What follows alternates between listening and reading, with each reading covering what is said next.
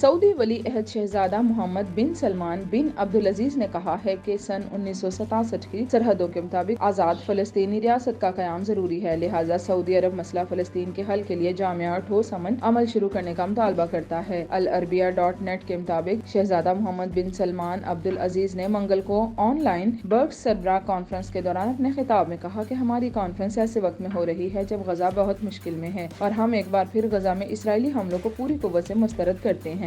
شہزادہ محمد بن سلمان نے غزہ پٹی کے لیے فوری طور پر امدادی سامان بھجوانے کا مطالبہ کرتے ہوئے اس امر پر زور دیا کہ تمام ممالک اسرائیل کو اسلحہ برآمد کرنا بند کر دیں۔ سعودی ولی عہد نے سخت لہجے میں کہا کہ غزہ میں شہریوں، بے قصور انسانوں، صحت کے اداروں اور عبادت گھروں میں وحشیانہ جرائم ہو رہے ہیں۔ موجودہ حالات اس بات کے متقاضی ہیں کہ انسانی المیہ کو بند کرانے کے لیے اجتماعی جدوجہد کی جائے۔ شہزادہ محمد بن سلمان نے کہا کہ غزہ میں بدترین انسانی حالات کو مزید بگڑنے سے روکنے کے لیے اجتماعی کوششیں کرنا ہوں گی۔ غزہ میں ہنگامی بنیادوں پر امدادی کارروائیوں کو ممکن بنانے کی اشد ضرورت ہے تاکہ محفوظ طریقے سے امدادی مہم جاری رکھی جا سکے۔ سعودی ولی عہد نے کہا کہ سعودی عرب کا دو ٹوک اور غیر متزلزل موقف یہ ہے کہ فلسطین میں امن و استحکام کے قیام کا واحد راستہ فلسطینی عوام کو ان کے جائز حقوق دلانے کے لیے دو ریاستی حل اور سن 1967 کی سرحدوں کے دائرے میں خود مختار فلسطینی ریاست کا قیام ہے۔ برکس ورچوئل سربراہ کانفرنس میں سعودی عرب، متحدہ عرب امارات، چین، مصر، روس، برازیل، انڈیا، جنوبی افریقہ، ارجنٹائن، ایتھوپیا اور ایران شریک ہیں۔ علاوہ ازیں اقوام متحدہ کے سیکریٹری جنرل بھی شامل ہیں۔